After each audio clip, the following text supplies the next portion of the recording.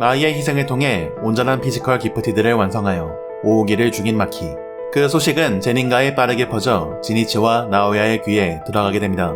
그리고 그런 그녀를 처리하기 위해 쿠루루 부대가 나서게 되었는데, 이들은 마키처럼 술식을 갖지 못한 자들로 이루어진 부대였고, 그들은 마키가 오우기를 죽일 수 있었던 것을 잠자리나 뒷간에서 허를 찔러서 그런 거라고 여기고 있었죠. 쿠루루 부대가 마키를 둘러싸자 마키는 어쩔 거냐고 물었던 나오야의 말을 떠올립니다. 어째서 이 지경까지 오게 된 것일까요? 그리고 곧 왜 함께 낙오되어주지 않은 건지 물었던 마이의 물음을 떠올렸고, 마키는 그것이 분명 우리의 정답이었을 거라고 회상합니다. 주술계 3대 가문 중 하나인 제닌가는 남성 중심의 주술 우월주의 사상이 팽배한 가문인데, 이것이 츠미키가 제닌가에 가게 된다면 100% 행복하지 않을 거라고 고조 사토루가 얘기한 이유이죠. 그런 곳에서 만약 마키가 인정받기 위해 주술사로서의 인생을 살아가지 않았다면, 토오지처럼 자신을 증명하려고 하지 않고 자존심을 굽혔다면, 인생의 주인공은 될 수 없어도 적어도 자신의 어머니처럼 마이와 함께 살아가는 일은 가능했을 것입니다. 결국 자신의 선택 때문에 마이도 억지로 하기 싫은 노력을 하게 되었고, 이런 상황까지 벌어지며 죽게 된 것인데, 그런 마이에게 마키는 미안한 마음을 가졌고 이제 그녀와 나눈 약속을 지키려고 하게 되는 거죠. 당연히 일반 부대원들은 마키에게 상대가 될 수 없었고, 제닌가를 향한 마키의 무자비한 사륙이 시작됩니다. 쿠루루 부대 대장 제닌 노부아키가 도착했을 땐 부대는 전면한 상태였고, 그러자 옆 동네 토돈이 생각나게 하는 술식을 사용한 공격이 마키를 향하는데, 그들은 제닌 란타, 지니치, 초주로로 구성된 준 1급 이상의 제닌가 최강의 주술사 집단이었죠. 하지만 완성된 피지컬 기프티드인 마키가 가진 육체의 강도는 다르다는 것을 보여주며 멀쩡히 빠져나왔고, 초주로와 노부아키의 목을 손으로 찔러 죽입니다. 그때 이번엔 옆 동네 눈깔 환수를 생각나게 하는 술식을 란타가 사용했고, 그가 마키를 속박한 사이 지니치가 돌격했죠. 란타는 마키를 묶어두기 버거워했고, 마키가 란타의 술식 눈을 부수려고 하자 란타는 데미지를 입게 되는 구조인 모양인데, 이에 지니치가 공격하길 주저하자 란타는 지금의 제닌가가 존재하는 건 토오지의 변덕 때문이고, 그와 같아진 마키를 지금 죽여야 한다며 자신을 신경 쓰지 말라고 외쳤습니다. 그렇게 지니치가 공격을 이어가자 하늘에서 무수한 주먹이 쏟아졌고, 란타는 지니치가 해냈다고 생각했지만 목이 잘려 떨어진 것은 지니치였죠. 그렇게 마키가 지니치의 머리를 강물에 버릴 때 제닌 나오야가 나타나 잔인하다며 인간다운 마음 같은 건 없냐고 묻습니다. 이에 마키가 긍정하며 그 녀석이 다 가져가 버렸다고 받아쳤고, 나오야와 마키의 싸움이 시작되죠. 나오야는 자신의 투사주법을 이용해 마키를 몰아붙이며 현재 토오지처럼 된 마키를 부정했습니다. 그는 어릴 적 천재라는 소리를 듣고 살았는데, 제닌가의 남자 주제에 주력이 조금 더 없어 나고자라고 여겨지는 제닌 토오지의 이야기를 듣고 얼마나 초라한 사람인지, 얼마나 비참한 얼굴을 하고 있을지 궁금해하며 그를 찾아가 보았습니다. 그런데 그가 마주한 제닌 토오지는 수신의 포스를 풍기고 있었고, 그 눈은 초라하지도 비참하지도 않은 눈이었죠. 그런 그의 진가를 제닌가에서 유일하게 나오야는 알아보았고, 그를 이해한 자는 고조 사토루를 제외하고는 없을 거라고 여기며, 그와 같은 곳에 서는 자는 마키가 아닌 자신이길 원하는 토오지를 향한 동경심을 가지고 있었죠.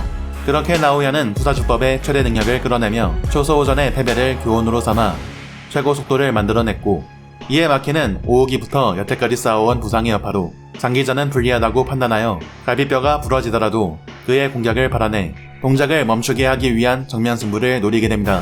그때 나오야가 마키의 팔을 터치했고, 마키는 1초에 24개의 동작을 만들어내야 하는 상황에 놓이게 되었죠. 그렇지 않으면 1초 동안 얼어붙게 되어 톱스피드를 유지 중인 나오야의 최후의 공격이 이어질 것이었습니다.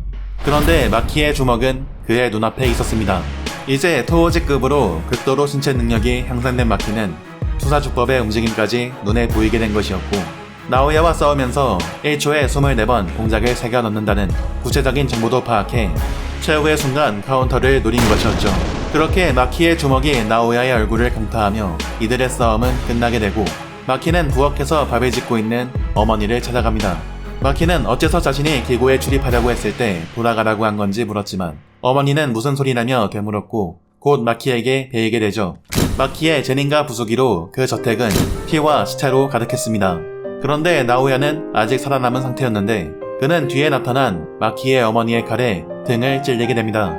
그때 그녀는 마키와 마이와의 어렸을 적 추억을 회상하며 처음으로 낳길 잘했다고 말하게 되죠. 마키의 어머니는 제닌가에서 여성에 대한 억압을 견디면서 살아왔을 것이었고, 이제 그 한을 나오야가 전에 이야기했던 세 걸음 뒤에서 걸을 줄 모르는 여자는 등에 칼 꽂혀 죽어야 한다는 발언에 반대되는 상황으로 한을 풀게 되는 것인데, 그녀는 마키를 죽이기 위해 오오기가 기다리고 있다는 걸 알고 있었고, 기고에 들어가려는 마키를 말리는 장면과 마지막 장면을 보면 평범한 어머니로서의 애정은 있었을 것으로 보이는 묘사지만, 그래도 제닌가의 차별과 억압으로부터의 해방감에 더 무게를 두고 표현한 대사로 생각되네요. 결국 이 어머니는 마키가 주술사로서의 길을 걷지 않았을 때 마키와 마이의 미래의 모습이겠고, 이 어머니의 만족한 표현을 통해 마키가 행한 제닌가 멸망의 타당성을 심어주려는 의도로 보이는 부분이겠죠.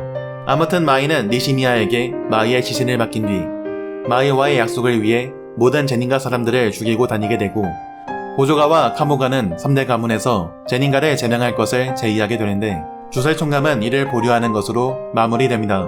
결국 제닌가의 관습으로 쌓인 저주의 결과는 제닌가의 멸문을 불러오게 되었네요.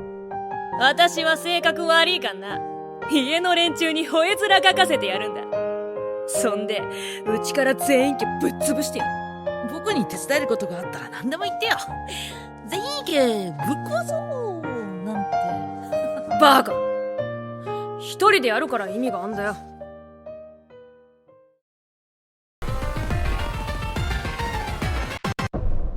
한편 텐겐으로부터 하카리 킨지가 파이트 클럽 총책으로 있다는 정보를 얻고 찾아간 이타도리와 후식으로, 하카리가 하는 파이트 클럽은 기술사를 고객으로 주술사들 간의 싸움을 보여주는 곳이었고, 그건 주술 규정을 위반하는 것이었기에 그는 주술구단 측 인물들을 경계하고 있었죠.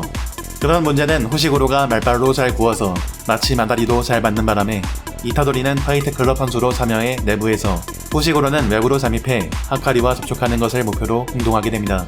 그런데 이타도리의 상대는 마찬가지로 하카리와 만나기 위해 잠입해 있던 판다였습니다. 이들은 싸우면서 서로 정보를 공유하게 되는데, 하카리는 판다와는 아는 사이여서 그리 경계하진 않았지만 만나주진 않고 있었고, 고전학생이라는 사실을 숨긴 이타도리가 하카리와 직접 대면할 수 있을 거라고 판단해 이타도리가 손님들의 이목을 끌며 승리하는 작전으로 하카리와 만나게 하려고 하죠. 그 작전은 잘 먹혀 이타도리의 파이트에 하카리는 만족한 상태였습니다.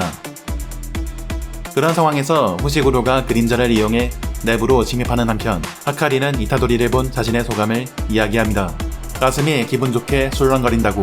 이렇게 술렁거리는 건 전 여친이 리블빙을 남발하고 다닌 이후로 처음이라고 말이죠.